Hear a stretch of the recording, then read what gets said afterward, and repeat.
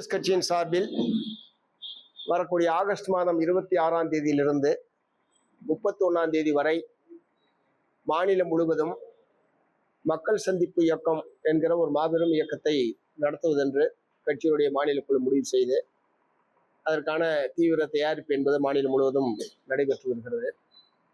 குறிப்பாக ஒன்றிய பிஜேபி அரசாங்கம் இந்த ஆட்சி நடத்தக்கூடிய 12 ஆண்டுகளிலும் வெறுப்பு அரசியல் என்பது மேலோங்கி இருக்கக்கூடிய ஒரு காலத்தில் நாம் வாழ்ந்து கொண்டிருக்கிறோம்.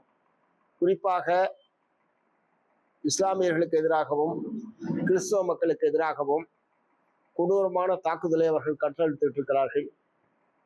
அவர்களுக்கு மீது வெறுப்பு வரக்கூடிய வகையிலான பிரச்சாரத்தை பாரதிய ஜனதா கட்சியினுடைய முதலமைச்சர்கள், பாரதிய ஜனதா கட்சியினுடைய RSS பல்வேறு தலைவர்கள் பகிரங்கமாக பேசுவதும், அதை தொடர்ந்து மசூதிகள் இடிக்கப்படுவது, தேவாலயங்கள் இடிக்கப்படுவது, இஸ்லாமியர்களுடைய குடியிருப்புகள் இடிக்கப்படுவது, கன்னியாஸ்திரிகள் பாலியல் வன்கொடுமைக்கு உள்ளாவது என்று பலவிதமான கொடுமைகளை சிறுபான்மை மதத்தினருக்கு எதிராக இவர்கள் தொடர்ந்து நடத்தி கொண்டிருக்கிறார்கள்.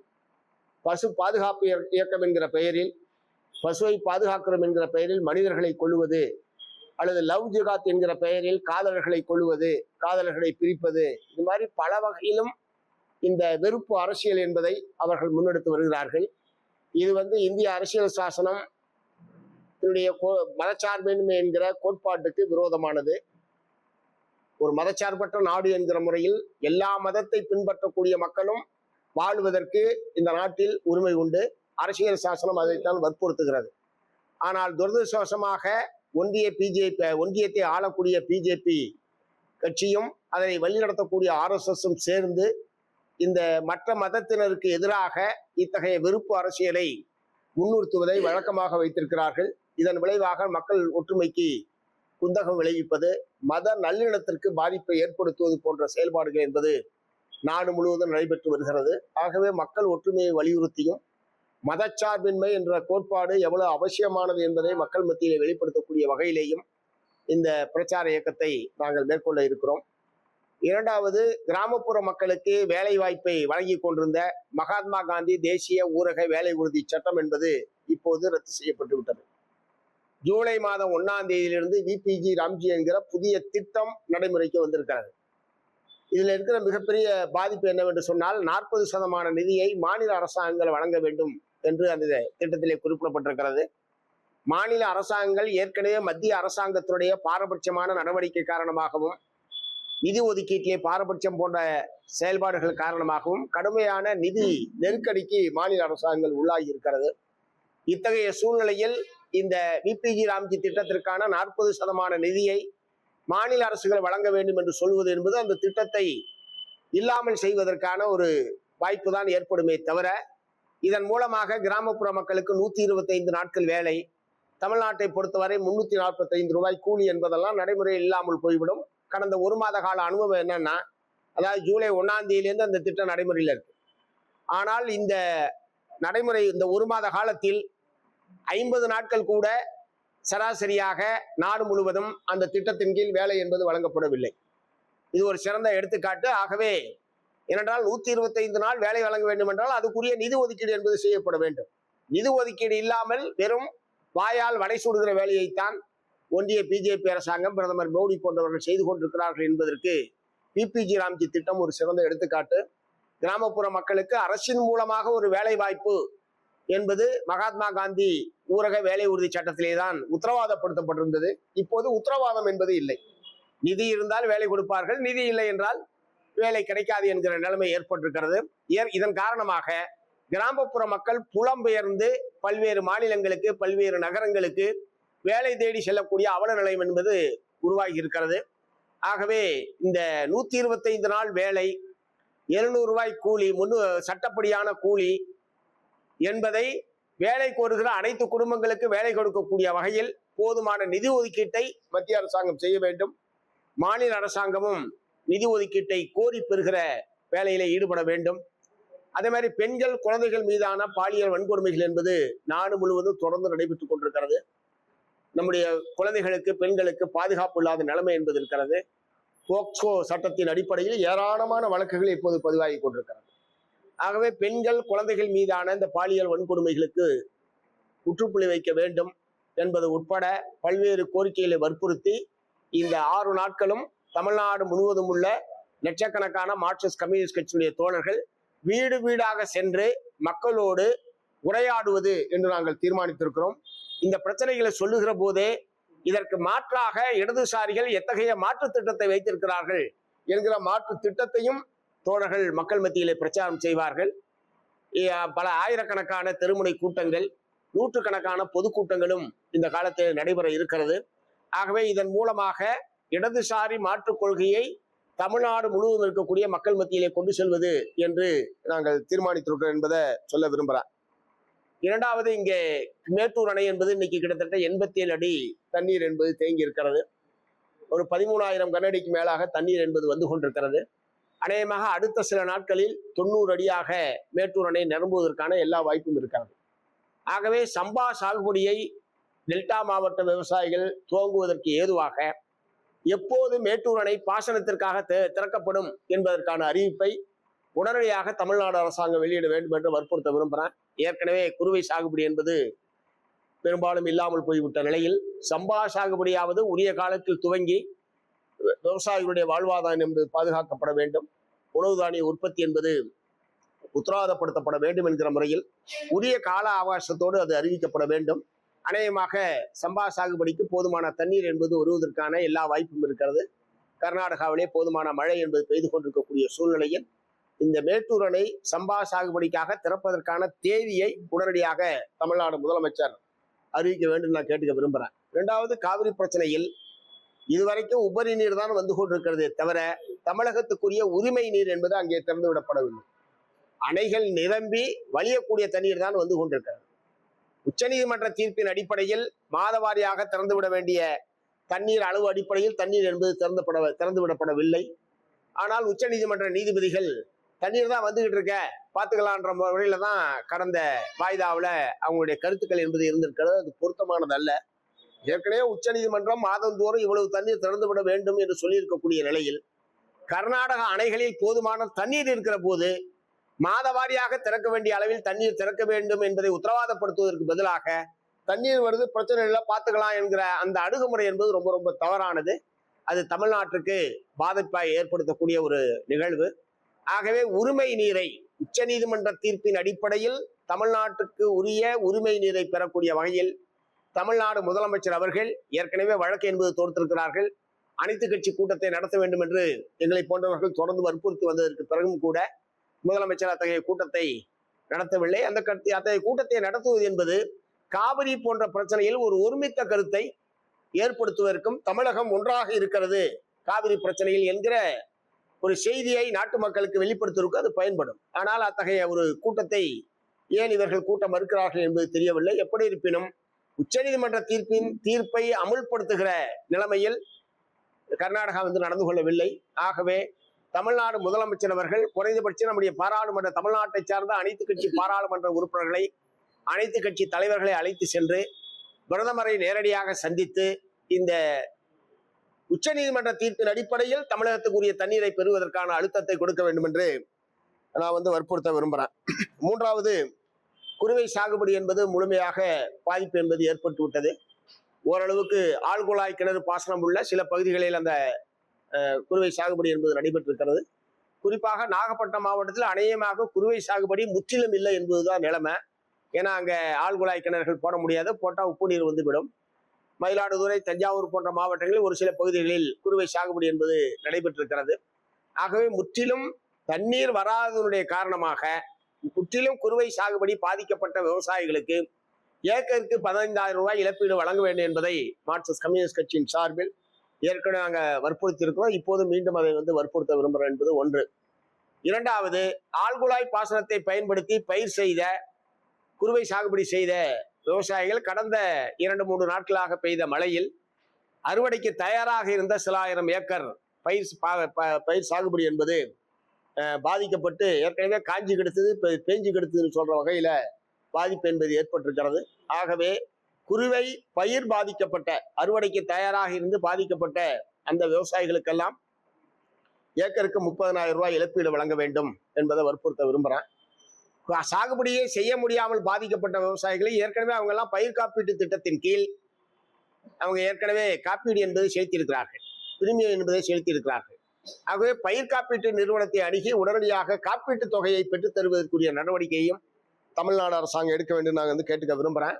அதே மாதிரி குறுவை சாகுபடி இல்லாதவருடைய விளைவாக விவசாய தொழிலாளிகளுக்கு வேலை வாய்ப்பு என்பதே இங்கே டெல்டா மாவட்டத்தில் பெரும்பாலானவர்களுக்கு இல்லை என்கிற நிலைமை என்பது ஏற்பட்டிருக்கு. விவசாயிகளுக்கு இழப்பீடு கேட்கிறோம், விவசாயிகளுக்கு கடன் தள்ளுபடி உள்ளிட்ட ஒரு சில நிவாரணங்கள் கிடைத்தாலும் விவசாய தொழிலாளிகளுக்கு அநேகமாக எந்த விதமான உதவியும் அரசின் தரப்பிலிருந்து இல்லை என்பதுதான் கடந்த காலத்தில் அப்படித்தான் இருந்தது, இப்போதும் அப்படித்தான் இருக்கிறது. ஆகவே விவசாய வேலை வாய்ப்பை இழந்திருக்கக்கூடிய, வேலை வாய்ப்பில் இல்லாமல் பாதிக்கப்பட்டிருக்கக்கூடிய விவசாய தொழிலாளி குடும்பத்திற்கும் இழப்பீடு வழங்குவதற்கு அரசு முன் வரணும்னு கேட்டுக்க விரும்புகிறேன். 4வது, சர்க்கரை விலை திடீர்னு கடுமையாக உயர்ந்திருக்கிறது. நாடு பூரா கிட்டத்தட்ட ஒரு கிலோவுக்கு 25 ரூபாய் என்பது இப்போது விலை என்பது உயர்ந்திருக்கிறது. இனிமேதான் தீபாவளி வரப்போகுது, இனிமேதான் பூஜா ஹாலிடேஸ் வந்து பூஜாவுக்கு அதிகமான இனிப்புகள்லாம் செய்ய வேண்டிய ஒரு நிலைமை என்பது ஏற்படும். ஏற்கனவே எரிவாயு விலை உயர்வின் காரணமாக டீ கடையிலாம் 15 ரூபா ஆகிட்டாங்க. டீ விலை 10 ரூபா 12 ரூபா இருந்தது, 15 ரூபா ஆயிடுச்சு. இப்போ சர்க்கரை விலை உயர்வின் காரணமாக டீலாம் 20 ரூபா ஆகிடும் போல இருக்கு. ஏன்னா ஒரு சில நாட்களுக்குள் ஒரு கிலோவுக்கு 25 ரூபா உயர்வு என்பது ரொம்ப அதிர்ச்சி அளிக்கக்கூடிய ஒரு விலை உயர்வாக இருக்கிறது. குறிப்பாக மத்திய அரசாங்கம் எத்தனால் உற்பத்திக்காக கரும்பில் ஒரு 25% எத்தனால் உற்பத்திக்கு அவர்கள் திசை திருப்பி விட்டதனுடைய விளைவாக இந்த சர்க்கரை விலை கடுமையாக உயர்வுக்கு அதுதான் முக்கியமான காரணம் என்று தெரிவிக்கிறார்கள். இதன் விளைவாக இந்திய அரசாங்கமும் வெளிநாடுகளிலிருந்து சர்க்கரையை இறக்குமதி செய்வது என்கிற முடிவை எடுத்திருக்கிறாங்க. தமிழ்நாடு, இந்தியாவில் போதுமான அளவுக்கு கரும்பு பரப்பளவு, கரும்பு உற்பத்திக்கான வாய்ப்பு இருந்தும் கூட இவ்வளவு நாட்களும் கரும்புக்கான நியாயமான கட்டுப்படியான விலையை ஒன்றிய அரசாங்கம் தீர்மானிக்காததுதான் மிகப்பெரிய பிரச்சனை. ஆகவே கரும்பு விவசாயத்தை விட்டு விவசாயிகள் வெளியேறி வேறு பயிர்களை செய்வது என்கிற நிலைமைக்கு போயிருக்கிறதும் காரணம். குறிப்பாக எத்தனால் உற்பத்திக்காக திடீரென்று ஒரு 25% திருப்பி விட்டதுதான் இப்படி திடீரென்று சர்க்கரை விலை உயர்வுக்கான அடிப்படையான காரணம். ஆகவே சர்க்கரை விலையை கட்டுப்படுத்துவதற்கும் குறைப்பதற்கும் அரசு முன்வரணும். இதனால ஹோட்டல்களில் அது மாதிரி டீயினுடைய விலை, இனிப்புகளுடைய விலை என்பது கடுமையாக உயரும். ஏற்கனவே கடுமையான விலைவாசி உயர்வினால் மக்கள் பாதிக்கப்பட்டிருக்கிற போது இது இன்னொரு தாக்குதல் என்கிற வகையில் தான் நாம் எடுத்துக்கொள்ள முடியும். ஆகவே சர்க்கரை விலையை குறைப்பதற்கு மத்திய மாநில அரசுகள் முன்வர வேண்டும் நான் கேட்டுக்க விரும்புகிறேன். அதே மாதிரி இன்றைக்கு தமிழ்நாடு சட்டப்பேரவையில் மாண்புமிகு முதலமைச்சர் அவர்கள் 110 விதியின் கீழ் 3 முக்கியமான அறிவிப்புகளை வெளியிட்டிருக்கிறார்கள். ஒன்று, பரந்தூர் விமான நிலைய திட்டம் என்பது கைவிடப்படுகிறது என்கிற முக்கியமான அறிவிப்பை அவர் வெளியிட்டிருக்கிறார். எங்களை போன்றவர்களும் ஏற்கனவே, ஏன்னா அங்கே ஒரு 13 ஏரிகளை அளித்தும் பல்லாயிரக்கணக்கான 3000 ஏக்கருக்கு மேற்பட்ட நஞ்சை நிலங்களை அளித்துத்தான் பரந்தூர் விமான நிலையம் அமைக்கப்படும் என்று ஏற்கனவே கடந்த ஆட்சி காலத்தில் அறிவிக்கப்பட்டது. அதற்கு எதிராக அப்பகுதி மக்கள், விவசாயிகள் ஒரு தொடர்ச்சியான போராட்டத்தை நடத்தி வந்தார்கள். ஏன்னா 13 ஏரிகளை அழிப்பது என்பதெல்லாம் அது எவ்வளவு பெரிய சிறந்த திட்டமாக இருந்தாலும் அதெல்லாம் ஏற்கக்கூடியதல்ல. அந்த வகையில் மாற்று இடத்தில் விமான நிலையம் அமைக்கப்படும் என்றும் பரந்தூர் விமான நிலைய திட்டம் கைவிடப்படுகிறது என்றும் முதலமைச்சர் அவர்கள் அறிவித்திருப்பதை மார்க்சிஸ்ட் கம்யூனிஸ்ட் கட்சியின் சார்பில் வரவேற்கிறோம். மாற்று இடம் என்பதும் அந்த பகுதி மக்களுடைய கருத்துக்களை கேட்டு பொருத்தமான இடத்தில் அமைக்கப்பட வேண்டும் என்பதையும் நான் வற்புறுத்த விரும்புகிறேன். ஆனால் செய்திகள் வெளியிலே வர பல்வேறு ஊடக செய்திகள் என்ன சொல்லுதுன்னா, அந்த திட்டத்துக்கு பதிலாக வேறொரு திட்டம் நிறைவேற்றுவதற்கான வாய்ப்பு இருக்கிறது என்கிற மாதிரியான செய்திகள் வருகிறது. நிலம் கையகப்படுத்துதல் சட்டம் 2013 அடிப்படையில் எந்த திட்டத்திற்காக நிலம் கையகப்படுத்தப்படுகிறதோ அதற்குத்தான் அந்த நிலத்தை பயன்படுத்த முடியுமே தவிர வேறொரு திட்டத்திற்கு பயன்படுத்துவது என்பது 2013ஆம் ஆண்டு நிலம் கையகப்படுத்துதல் சட்டத்திற்கு விரோதமானது. ஆகவே இந்த திட்டம் கைவிடப்படுகிறது என்று சொன்னால் அந்த நிலங்கள் முழுவதும் விவசாயிகளிடம் திரும்ப ஒப்படைக்கப்பட வேண்டும் என்பதை நான் வற்புறுத்த விரும்புகிறேன். 2வது முக்கியமான அறிவிப்பு, ஏற்கனவே அவர்களுடைய தேர்தல் வாக்குறுதியை நிறைவேற்றக்கூடிய வகையில் ஒவ்வொரு குடும்பத்திற்கும் 3 எரிவாயு உருளைகள் இலவசமாக வழங்கப்படும் என்பதை ஏற்கனவே அவங்க வாக்குறுதியாக கொடுத்திருந்தாங்க. இப்போது இந்த 3 உருளைகளுக்கான பணம் சம்பந்தப்பட்ட பயனாளிகளுடைய வங்கி கணக்கில் செலுத்தப்படும் என்கிற முறையில் அறிவிச்சிருக்காரு. தேர்தல் வாக்குறுதியை நிறைவேற்றக்கூடிய வகையிலான இந்த நடவடிக்கையை நாங்கள் வரவேற்கிறோம். 3வது, பெண்கள் ஏற்கனவே விடியல் பயணம் என்கிற பெயரில் குறிப்பிட்ட பேருந்துகளில் மட்டும்தான் நகர பேருந்துகளில் பயணிக்க முடியும் என்கிற நிலைமைக்கு பதிலாக விரைவு பேருந்தாக இருந்தாலும் LSS ஆக இருந்தாலும் டீலக்ஸ் ஆக இருந்தாலும் நகரத்திற்குள் இந்த பேருந்துகளில் பெண்கள் பயணிக்கலாம் என்கிற முறையில், அதுவும் தேர்தல் வாக்குறுதியுடைய ஒரு பகுதி, ஆனா ஒரு பகுதி தான். ஏற்கனவே அவர்கள் தேர்தல் வாக்குறுதி சொன்னது தமிழ்நாட்டில் எங்கே வேண்டுமானாலும் பெண்கள் கட்டணம் இல்லாமல் பயணம் செய்யலாம் என்கிற முறையில தான் வாக்குறுதியுடைய ஒரு பகுதியாக நகர்ப்புறங்களில் இத்தகைய பேருந்துகளில் பயணிக்கலாம் என்கிற முறையில அவர் அறிவிச்சிருக்கிறாரு. தேர்தல் வாக்குறுதிகளை முழுமையாக நிறைவேற்ற வேண்டும் என்பதைத்தான் மார்க்சிஸ்ட் கம்யூனிஸ்ட் கட்சி நாங்கள் தொடர்ந்து வற்புறுத்திட்டு வரோம். அந்த முறையில இந்த அறிவிப்புகளை மார்க்சிஸ்ட் கம்யூனிஸ்ட் கட்சியின் சார்பில் வரவேற்கிறோம். தொடர்ந்து இதர வாக்குறுதிகளை நிறைவேற்றுவதற்கு தமிழ்நாடு அரசாங்கம் முன்வர வேண்டும் என்பதை சொல்ல விரும்புகிறேன்.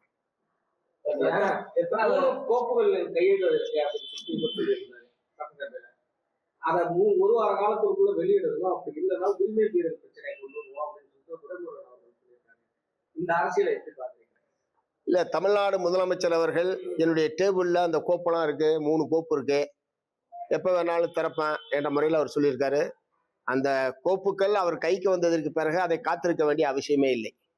உடனடியாக அந்த கோப்புகள் மீது உரிய நடவடிக்கை எடுப்பதற்குத்தான் முதலமைச்சர் முன்வர வேண்டுமே தவிர, அதுக்கு அதை எதிர்கட்சியினரை அச்சுறுத்துவதை போல இது என் கையில இருக்கு அப்படின்ற முறையில் அவர் சொன்ன விதம் என்பது பொருத்தமானதல்ல. உண்மையிலேயே சம்பந்தப்பட்ட துறைகளில் ஊழல் முறைகேடு நடந்திருக்கிறதுக்கான ஆதாரங்கள் இருந்தால் உடனடியாக சட்டப்படியாக நடவடிக்கை எடுப்பதற்கு தமிழ்நாடு முதலமைச்சர் அவர்கள் தாமதமில்லாமல் நடவடிக்கை எடுக்க வேண்டும் என்பதை மார்க்சிஸ்ட் கம்யூனிஸ்ட் கட்சியின் சார்பில் வற்புறுத்துறாங்க. அதே சமயத்துல அறுவடை பண்றது பிபிசி இன்னும் பிபிசி உத்தரவு 10 கூட முழுமையா மயிலாடுதுறை மாவட்டத்துல. இதனால தனியார் வியாபாரிகள் கொள்முதல் அவங்க ரேட்டை குறைச்சிக்கிட்டு இருக்காங்க. இல்ல, தமிழ்நாடு அரசாங்கம் இப்ப நெல்லுக்கு கரும்புக்கான ஊக்கத்தொகையெல்லாம் உயர்த்தி அறிவித்தார்கள். அதை நாங்கள் வரவேற்றிருக்கிறோம். பல்வேறு விவசாய சங்கங்களும் வரவேற்றிருக்கிறார்கள். அறுவடை துவங்கிவிட்ட நிலையில் உடனடியாக கொள்முதல் நிலையங்களை அரசு திறப்பது என்பதுதான் அரசு தீர்மானித்த விலை விவசாயிகள் கிடைப்பதற்கான உத்தரவாதத்தை அது உறுதி செய்யும். மாறாக கொள்முதல் நிலையத்தை நீங்க திறக்கணும்னு சொன்னா வியாபாரிகள் கேட்கிற விலைக்கு தான் நெல்லை கொடுக்க வேண்டிய அவல நிலைக்கு விவசாயிகள் உள்ளாவார்கள். ஆகவே உடனடியாக எங்கெங்கே எல்லாம் கொள்முதல் நிலையங்கள் தேவைப்படுகிறது உடனடியாக திறந்து கொள்முதல் நிலையத்துக்கு கொண்டு வரக்கூடிய அனைத்து நெல்லையும் அரசு கொள்முதல் செய்யக்கூடிய வகையில் அரசு நடவடிக்கை எடுக்க வேண்டும்.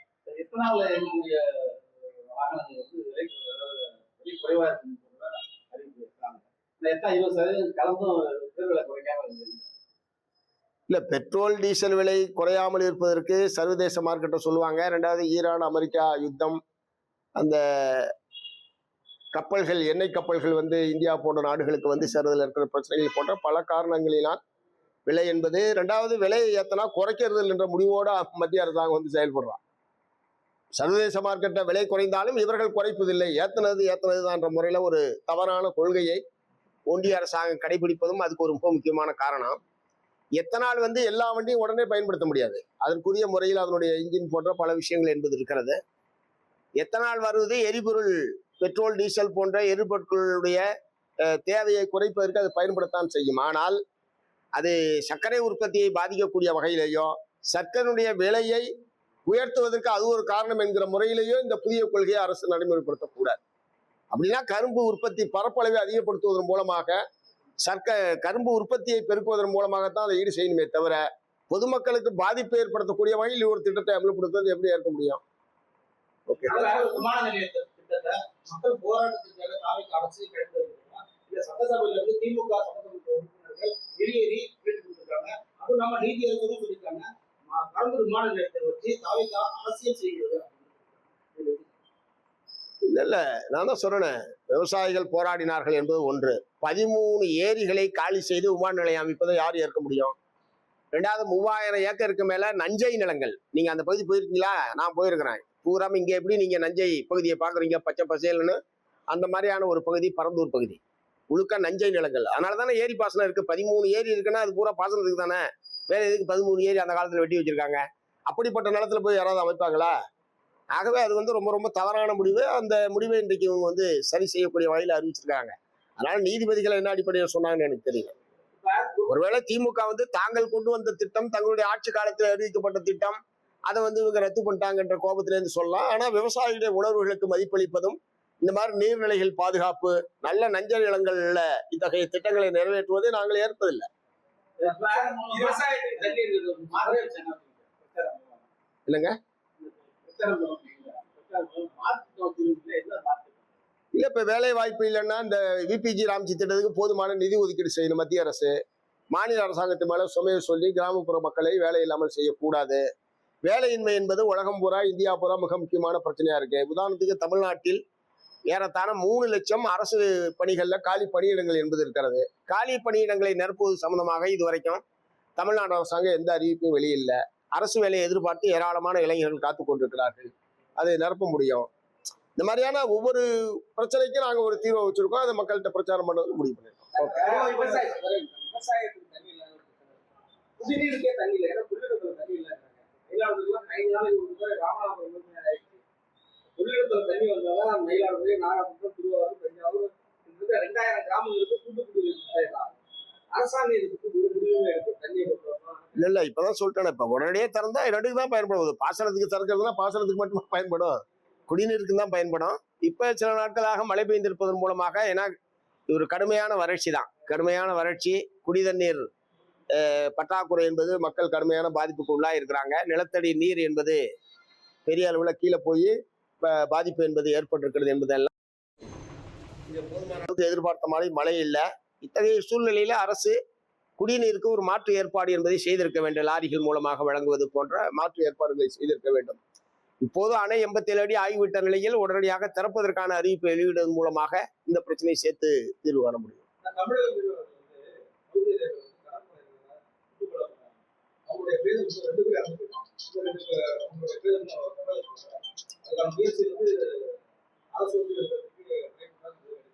இல்ல, தமிழ்நாடு அரசின் சார்பில் மத்திய அரசாங்கத்துக்கு வற்புறுத்தி அந்த உடல்களை இங்கே கொண்டு வர வேண்டும் என்கிற முறையில் ஏற்கனவே தமிழ்நாடு முதலமைச்சர் கடிதம் எழுதியிருக்காரு. பாராளுமன்றத்திலையும் இது தமிழ்நாடு அரசின் சார்பில் அதுக்கான முயற்சி மேற்கொள்ளப்படுது. சமத்தார் குடும்பத்தாரும் பாராளுமன்ற உறுப்பினர்களுமாக அந்த முயற்சியில ஈடுபட்டிருக்காங்க. அந்த இறந்த பிறகாவது மரியாதையுடன் அவர்கள் அந்த குடும்பத்தாரோடு ஒப்படைக்கப்பட்டு அடக்கம் செய்யப்பட வேண்டும் என்பது ஒரு நியாயமான கோரிக்கை. ஆகவே அதுல தாமதம் இல்லாமல் அந்த உடல்களை கொண்டு வருவதற்குரிய நடவடிக்கையை துரிதப்படுத்த வேண்டும்.